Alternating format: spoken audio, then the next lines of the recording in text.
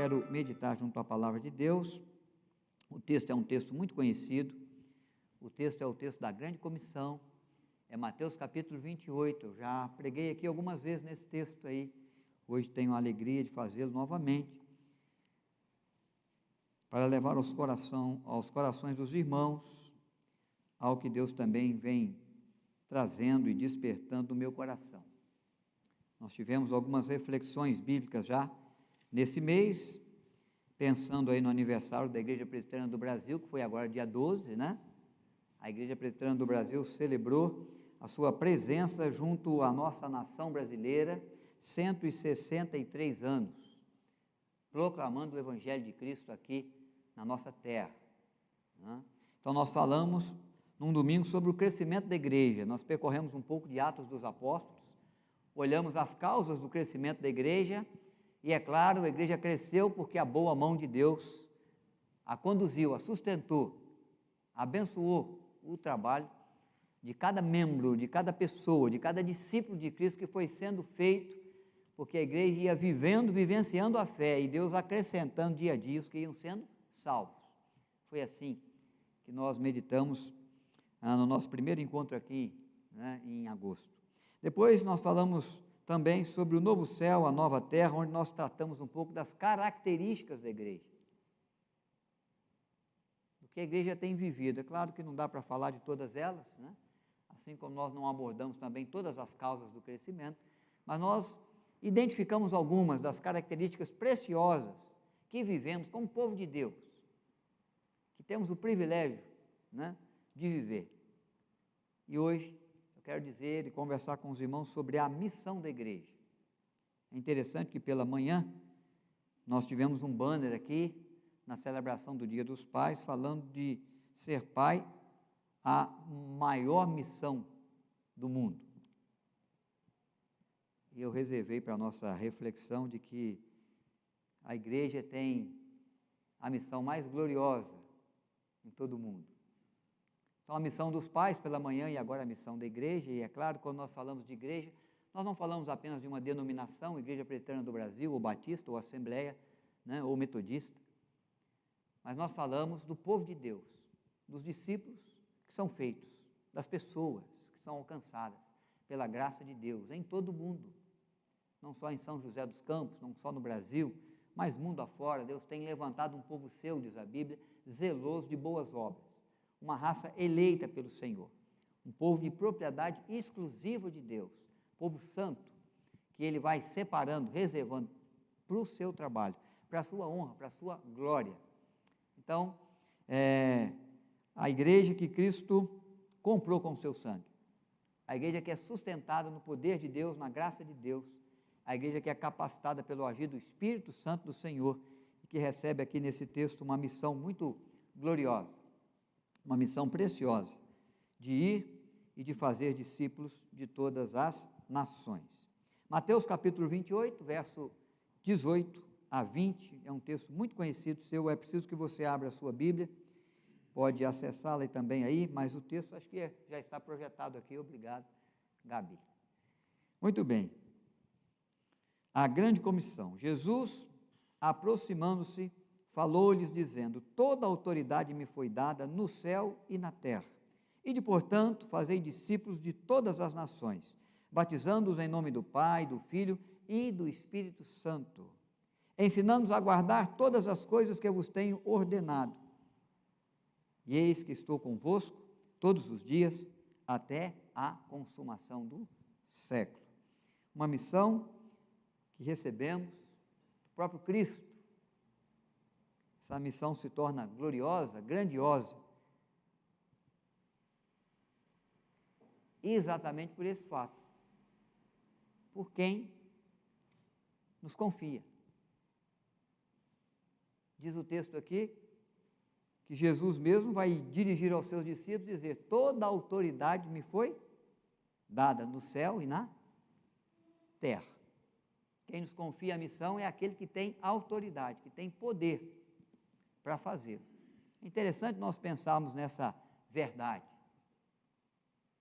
porque Cristo, para alcançar esse poder, para ter essa autoridade no céu e na terra, é aquele que passou por um tempo de humilhação. Ele teve que esvaziar de si mesmo, é a expressão que a Bíblia usa. Sendo Ele Deus, sendo Ele Senhor sobre tudo, sobre todos, estando o Senhor na sua glória nos céus, Ele deixa a sua glória, Ele assume a forma humana. Ele vive um tempo que nós podemos chamar da humilhação. Ele se faz servo. Mas Ele vem para cumprir a vontade e o plano do Pai Celeste. E como servo, Ele obedece o querer, o propósito do Pai, sendo servo até a morte, e morte de cruz. O Senhor Jesus é aquele que está glorificado, é aquele que vai ser humilhado, vai se colocar na condição menor de ser humano, de servo, para consumar a obra redentora na cruz, para que, como ser humano, ele pudesse dar a sua vida, com a sua natureza humana pudesse verter o seu sangue, para que então pudesse resgatar o ser humano das suas mazelas, dos seus pecados, da sua iniquidade, da sua transgressão, da sua desobediência ao Senhor. E diz o texto que quando ele consuma a sua obra, Deus o traz dentre os mortos, Deus o torna como aquele que é glorificado. Ele vai se assentar no alto e sublime trono, à destra de Deus. E ali ele vai reinar eternamente, um reinado que não tem fim. E diz o texto que Deus lhe dá um nome, então, acima de todo nome, quer no céu e quer na terra. E que sob o nome de Cristo e a pessoa de Cristo há de se dobrar todos os joelhos e confessar que Jesus de fato é Senhor.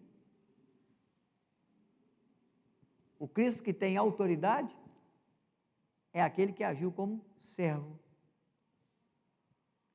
Aquele que está acima de tudo, acima de todos, é aquele que veio para dar a vida. É aquele que se humilha. É aquele que é humilhado. É aquele que recebe os açoites. É aquele que dá a própria vida, verteu o Senhor Jesus o seu sangue. Foi pendurado no madeiro como maldito de Deus, para cumprir o propósito da salvação. Então hoje Ele é o Senhor da nossa vida, é o Salvador da nossa alma, e é Ele que nos confia então a missão de ir e fazer discípulos. Essa missão se torna gloriosa porque nós recebemos daquele que tem autoridade.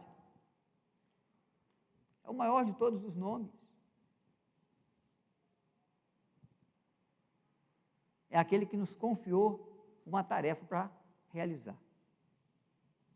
E é interessante nós verificarmos essa grande verdade, né, na nossa vida, na nossa história, quando percebemos que o nosso caminho de salvação trilha o mesmo caminho da condição de Cristo.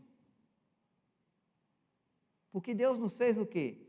Nos fez a sua imagem e semelhança. Fomos formados à imagem e semelhança de Deus, de Gênesis. Fomos formados e criados como a coroa da criação. O mais importante da criação é o ser humano. Fomos colocados no jardim do Éden para ter relacionamento com Deus. Olha que estado maravilhoso de criação que Deus nos dá. Que oportunidade grandiosa. Viver num jardim sem pecado, se relacionando com Deus, gozando de todas as delícias que Deus preparou em toda a criação para colocar a nosso sustento, na provisão da nossa vida. E diante de toda a criação de Deus, ser considerado a criação mais importante, aquela que é feita à imagem do próprio Deus. Estávamos exaltados. Mas com a queda, no dia em que o ser humano quebra a aliança, tomando do fruto da árvore do conhecimento do bem e do mal, estabelecida no meio do jardim do Éden, nesse tempo ele sofre a queda e o ser humano passa a ser comparado como um trapo de imundícia, é assim que Paulo observa o que é o ser humano em razão do seu pecado, da sua iniquidade, dos seus erros, das suas falhas, da sua transgressão, da sua desobediência ao Senhor. Quando Paulo vai tratar desse aspecto, desse assunto, e ele vai falar o que é o ser humano em razão do pecado, em razão de ser ele pecador, ele fala, não passamos de um trapo de imundício, de um pano sujo. A coroa da criação, agora em razão da queda, um trapo de imundície. Pecadores, falhos, desobedientes. Mas quando a graça de Deus se revela para nós, em nosso favor, em Cristo, na cruz do Calvário, o Senhor nos exalta de novo. Cristo foi humilhado naquela cruz, foi maltratado. Isaías o chama de o servo sofredor. Mas foi as dores de Cristo, o padecer de Cristo, que trouxe a possibilidade da nossa nova exaltação. Porque por meio de Cristo, e do seu sacrifício, e do seu amor, e do seu trabalho de servo naquela cruz, nós agora somos filhos de Deus. Não só criaturas de Deus, mas nós somos contemplados como filhos de Deus. Não só a imagem e semelhança de Deus, mas somos agora aqueles que pertencem ao reino de Deus, que herda a possibilidade de viver não apenas um período, um tempo, num jardim do Éden, mas a possibilidade de voltar ao paraíso para viver e reinar com o Senhor, para todo sempre, numa vida sem fim. Numa vida de gozo, numa vida de glória. Porque aquele que tem toda a autoridade trilhou o caminho de servo, de humilde, para trazer à nossa vida a possibilidade de quê? De sermos feitos seus filhos e seus servos, e cooperadores da sua seara e da sua igreja. E é por isso que ele nos confia a missão, ele está confiando àqueles a quem ele alcançou, àqueles a quem ele comprou com o seu sangue. Nós somos propriedade de Deus, nós pertencemos a Deus. Primeiro porque Ele que nos fez, nós falamos disso, nos fez a sua imagem e semelhança, nos formou no ventre materno, de forma assombrosamente maravilhosa, nos deu vida, sustenta a nossa vida. Se vivemos, nos movemos, se existimos, é porque Deus tem sido gracioso e tem nos abençoado. Nós pertencemos a Deus por criação, nós pertencemos a Deus pela redenção, porque ninguém poderia salvar a nossa alma dos pecados como Deus, que nos salvou em Cristo.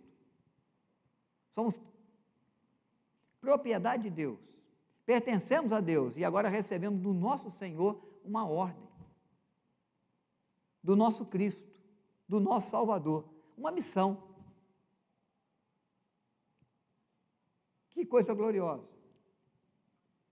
O apóstolo Paulo chega a dizer, ai de mim se não pregar o Evangelho, se não proclamar o Evangelho, se não levar essa mensagem da graça de Deus que em Cristo se revela, ai de mim, se não cumprir essa missão, se não fazer da minha vida a glória do nome de Deus, se não fazer do meu proceder a oportunidade para que os meus amigos, os meus familiares, os meus vizinhos, aqueles que comigo convivem, tenham a oportunidade de conhecer o amor de Deus que em Cristo se revela. Ai de mim, ai de mim.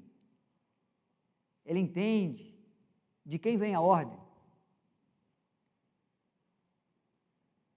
porque é daquele que nos alcançou, é daquele que nos salvou, é daquele que não mediu esforços para nos abençoar, para trazer a glorificação da nossa vida, da nossa eternidade. É aquele que merece toda a minha obediência. É Ele que me confia uma tarefa de ir e fazer discípulos. Então a missão se torna grande quando nós consideramos de quem nós recebemos. Não é o pastor da igreja que deu, não é a Igreja Presbiteriana do Brasil também. É o Senhor da igreja, é o Salvador da nossa alma, é aquele que tem um nome sobre todo nome, é aquele que tem de fato autoridade no céu e na terra, para ordenar, para que os seus servos e as suas servas possam se empenhar no cumprimento dela. Então, quando eu percebo essas coisas, eu sou movido, a atender essa missão da melhor maneira que eu puder. Quando eu tenho a consciência de quem me confiou. Porque o Senhor Jesus mesmo disse, fez isso através de parábolas, e fez isso através de discursos e de ensino, dizendo o seguinte: um dia eu vou voltar. O Senhor da seara, que lhe confiou uma tarefa, uma missão, vai retornar e vai te pedir conta de tudo que você fez, de como você realizou o trabalho, do quanto você se dedicou para que essa ordem fosse cumprida, do quanto você se desdobrou, porque aquele que te confiou é aquele que não mediu esforço, ele deu a vida, ele verteu o sangue, ele esvaziou de si mesmo, ele viveu ao tempo da humilhação, para que você pudesse ser salvo, para que você pudesse ser exaltado, para que você pudesse herdar a vida eterna. E ele fala que há de nos pedir conta de todas as coisas, e há de julgar todas as nossas atitudes, e é claro que ele há de considerar então o que nós fizemos em razão daquilo que ele nos confiou, no cumprimento da missão que ele deixou para mim ou para você. Porque não é algo que é passado apenas por uma pessoa, por um personagem, e nem por uma instituição, por uma igreja. É algo que é confiado pelo Senhor da nossa vida, pelo Salvador da nossa alma, pelo Deus Todo-Poderoso, que há de julgar vivos e mortos. Então essa missão se torna grande e grandiosa, em razão de quem nos confia. O Senhor Jesus que disse: eu tenho autoridade no céu e na terra. Depois ela é grande pelo seu alcance, e de fazer discípulos de todas as nações. De todas as nações. É claro que Deus se revela a judeus. Deus começa a se revelar a Abraão, depois a Isaac, a Jacó, os patriarcas da Bíblia. E de Abraão ele faz uma grande nação. Ele forma essa nação no Egito, que chega lá no tempo do Egito, no tempo de José, gloriosa também, mas que passa também pelo tempo da humilhação, porque ali ela cresce e se torna escravo, cativo do Egito. E Deus depois o exalta, livrando do cativeiro do Egito e levando até a Canaã, prometida por Deus aos judeus. Eles vão voltar para a terra de Abraão, para a terra de Isaac, para a terra de Jacó. E ali vão continuar recebendo o revelar de Deus, que envia as promessas do Messias e que envia o Messias.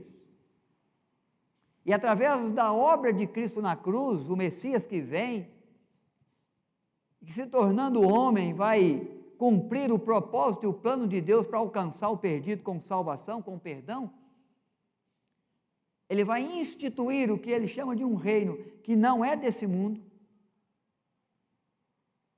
mas que vai alcançar súditos, servos e servas em todas as nações.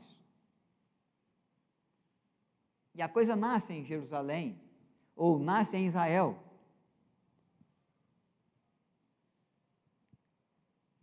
Nasce numa nação pequena comparada ao nosso país, que é grandioso no seu território. E quando vivemos agora a alegria de poder visitar as terras de Israel, e alguns irmãos estão aqui, irmãs que estiveram lá, há uma coisa que bate muito forte no nosso coração, na nossa alma, naquele lugar.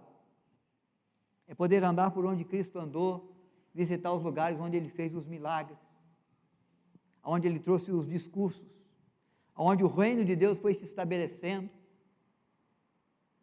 num país pequeno, numa nação até consideravelmente pequena, na maioria das vezes junto aos povos muito simples, a gente muito simples.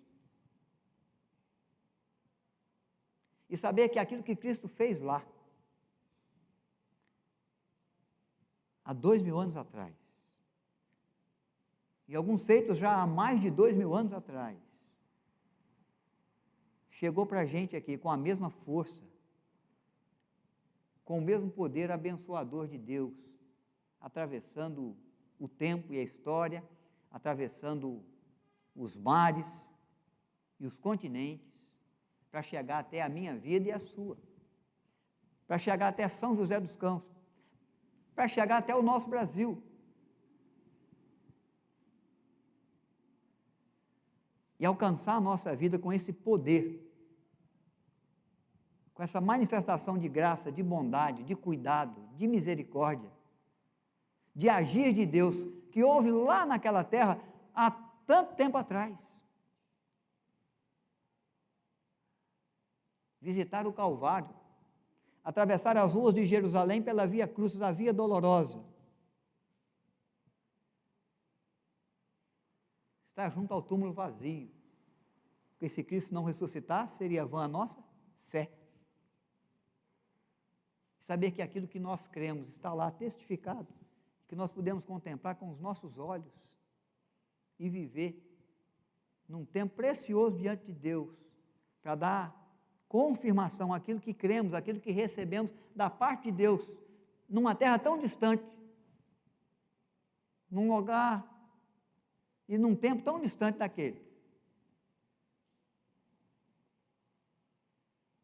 Mas é porque o Evangelho é o Evangelho que não tem preconceito. E a promessa de Deus e a palavra de Deus é a promessa fiel que se cumpre. Ela percorreu Jerusalém, ela percorreu Judeia e Samaria. Ela começou a percorrer os confins da terra no tempo do Império Romano, se estabelecendo como igreja do Senhor, como povo do Senhor, em tantos lugares. Chegou para nós aqui. Nós celebramos essa semana a vinda do missionário Asbel Green Simon, pastor presbiteriano que pisou o nosso solo, vindo dos Estados Unidos, se formando lá muito novo, recém-casado também, que de repente no coração sentiu o desejo de vir ser missionário no Brasil. Irmão, se ele sentisse ser missionário no Brasil hoje, eu até entenderia, porque o Brasil hoje já tem o seu destaque como grande nação em muitas coisas. Há grandes personagens brasileiros conhecidos muito afora. Há o futebol brasileiro que é amado pelo mundo, pentacampeão mundial. Há uma riqueza muito grande de solo, há cidades muito bem estruturadas, mas em 1859, escolher o Brasil é escolher a terra das cobras e dos porcos. É escolher um lugar difícil para viver, para morar. É escolher viver no meio dos índios, no meio da mata, no meio da floresta. É assim que se conhecia o Brasil. Lugar de gente selvagem. Por isso que quando ele chega na Baía da Guanabara, ele se encanta com a beleza, porque o que se chegava de notícia lá? O que era o Brasil? Em 1859. Mas ele entendia um chamado de Deus, uma ordem de Deus, ele estava comissionado por Deus. Por isso ele escolheu o Brasil para vir ser missionário aqui na nossa terra.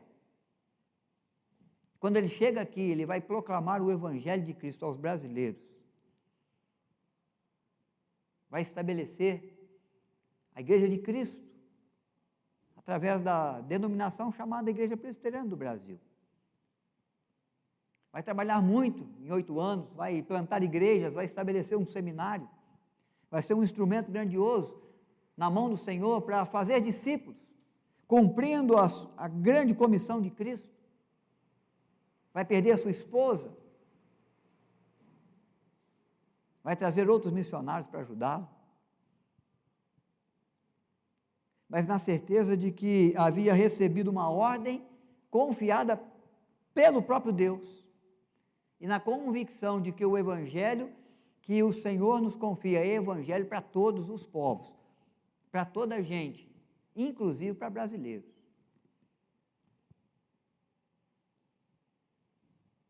A graça de Deus que não tem fronteiras, que não tem preconceito algum, que Paulo chega a proclamar, ela é para judeu, ela é também para gentio, porque não há mais agora judeu ou gentio, escravo ou livre, preto ou branco, rico ou pobre. Ela alcança a casa de Zaqueu, em Jericó, e na mesma cidade de Jericó, às portas da cidade, ela encontra a vida do mendigo Bartimeu. o Evangelho, que o Senhor diz aqui: ide, fazei discípulos de todas as nações, ensinando-os a guardar todas as coisas que vos tenho ordenado. E aqueles que vão sendo discípulos vão sendo batizados em nome do Deus triuno, o Pai, o Filho e o Espírito Santo. Uma missão que nos chama a evangelizar todas as pessoas.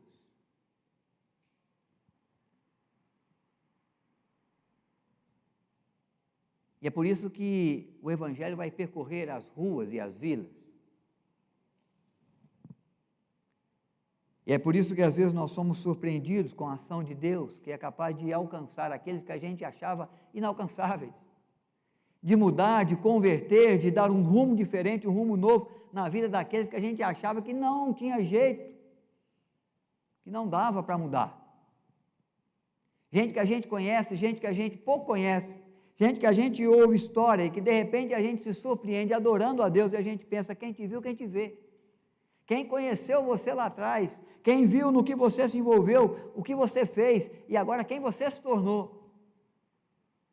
Quem começa a pensar, quem sabe, na própria história, na própria vida, onde ele já se colocou, aonde ela já envolveu o seu coração, o seu sentimento, e aonde ela está agora como serva de Deus, junto ao templo, adorando o nome do Senhor, considera os seus caminhos e sabe que é graça de Deus, que no cumprimento da missão, a igreja pôde fazer discípulos. Paulo vai fazer as viagens, o Evangelho vai percorrer os lugares, e tem percorrido através da sua vida e da minha vida. A missão que Cristo nos confiou, ela é grandiosa, por causa do seu alcance. Começou lá em Israel, alcança os confins da terra.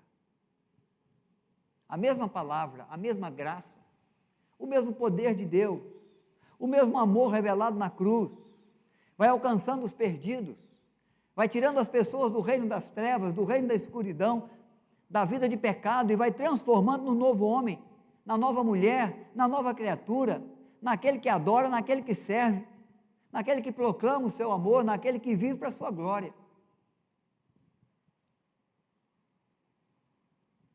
O alcance do Evangelho a todos os homens. E é por isso que Paulo, quando entende a missão de Cristo, o que Cristo lhe confia, ele padece muitas dores por isso, muitas prisões, muitos açoites, naufrágios, risco de morte, perseguido por irmãos, perseguido por judeus, perseguido por Império Romano, ameaças de dentro da igreja até, ameaças fora da igreja. Mas ele diz: contudo, eu fiz de tudo para com todos, no propósito de alcançar alguns. Porque ele sabe que o Evangelho é para toda a gente. Não é só para a gente que parece com a gente, né? A gente convive muito com gente que é muito semelhante ao que a gente é. E a gente se aproxima muito mais daqueles que têm sempre um jeitão igual o nosso mesmo, que tem sempre o interesse e as propostas e os princípios que a gente tem. Mas o desafio de Deus, de Cristo, para o Evangelho é diferente. É o desafio de ir e de fazer mais. Fazer melhor. Para todo mundo. Para aquele que tem um cheiro igual da gente, ou que tem um cheirinho um pouquinho pior, ou que cheira, quem sabe, um pouquinho melhor do que a gente. Para aquele que anda e que pensa como a gente pensa, mas para aquele que pensa totalmente contrário da gente. Porque Jesus foi assim. Ele sentou com pecadores, ele foi criticado por receber mulher adulta, chorando aos seus pés, enxugando os seus pés com o cabelo, derramando um bálsamo precioso, às vezes sobre a sua cabeça. Foi criticado, foi questionado, quando se assentava à mesa e comia com eles. Jesus chega a dizer: se vem João Batista que não come com ninguém, você critica. Se eu venho, sento, como com todo mundo, partilho da mesa com toda a gente, porque eu sei que a graça de Deus A graça do Pai Celeste é para todos os povos, sou criticado também. Mas não importa para Cristo a crítica de ninguém. O que importa para Cristo é o cumprir da missão, do propósito que Deus lhe confiou. E é interessante a gente ver esse evangelho chegando longe. Porque vocês sabem da pressão que ele sofreu quando ele surgiu. Jesus vem e para fazê-lo calar, eles o crucificam.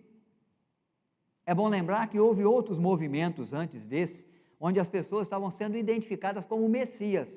Gamaliel, que é consultado pelos judeus sobre a questão da crença do Nazareno, depois de Cristo ressurreto, ele vai dizer com todas as palavras: olha pessoal, vamos deixar isso aí na mão de Deus, porque já surgiu esse, já surgiu aquele. Ele cita pelo menos 2 nomes de pessoas que foram identificadas como possíveis Messias. E ele vai dizer assim: a coisa já se acabou. E o princípio não foi à frente. Mas se for de Deus, vai continuar. Se não for de Deus, vai cessar.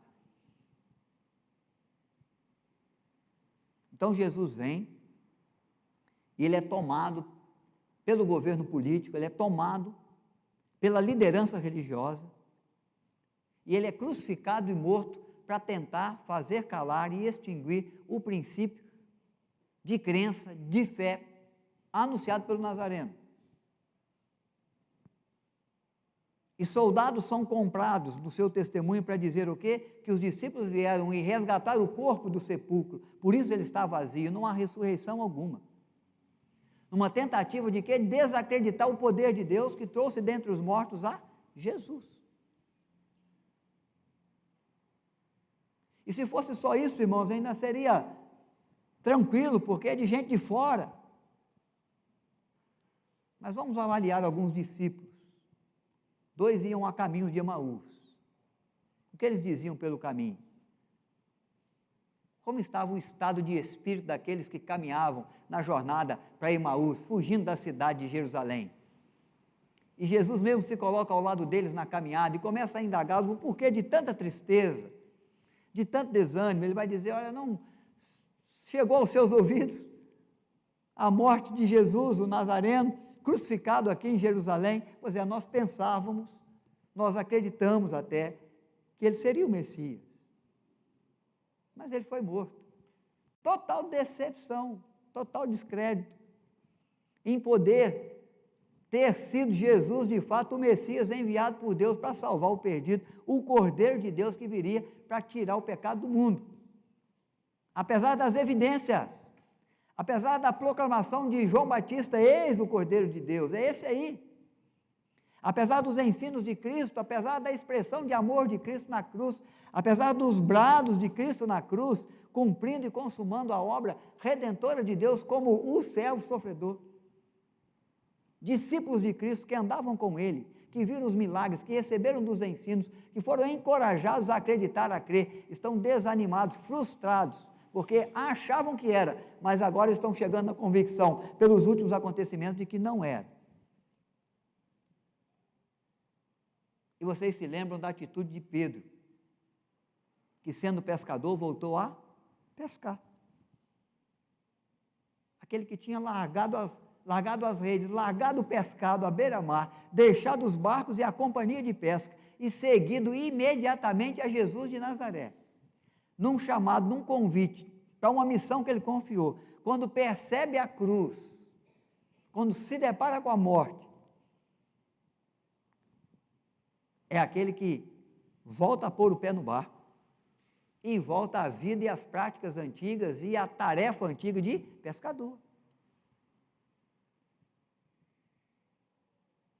Até que às margens do mar da Galileia o Senhor Jesus o espera, e a outros também com um banquete, né?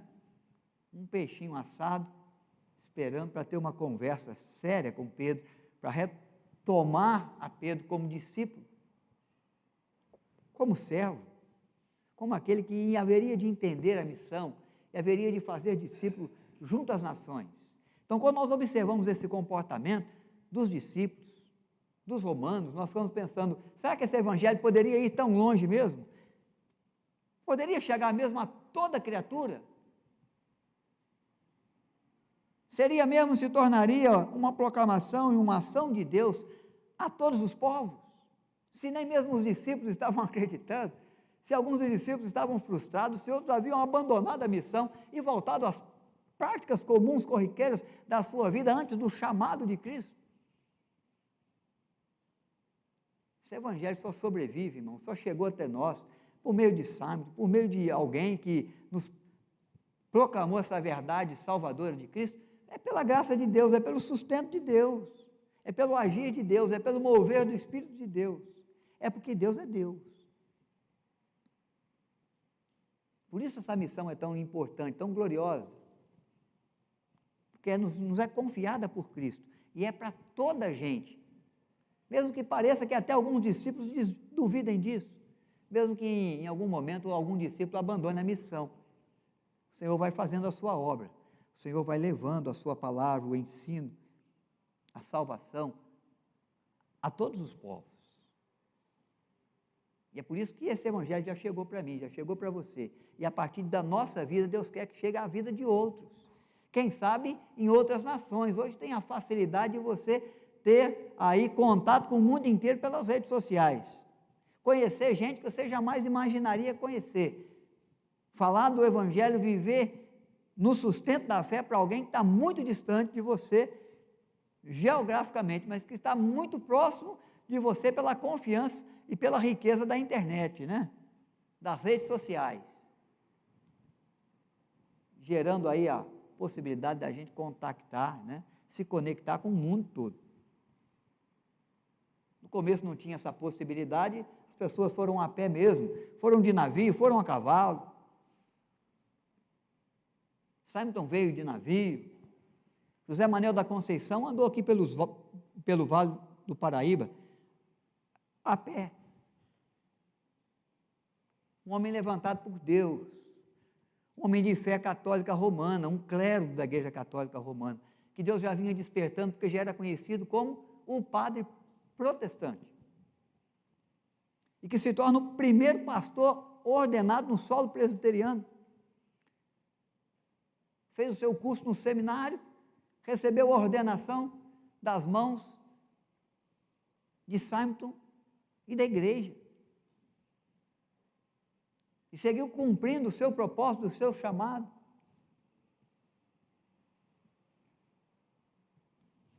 E ontem nós tivemos num culto de celebração dos 163 anos, na sede onde José Manuel da Conceição pregou, em Sorocaba, ao lado de Votorantim, e lá naquela igreja, a quarta igreja presbiteriana do Brasil, ainda membros da família que ele evangelizou, servindo ao Senhor depois de 162 anos.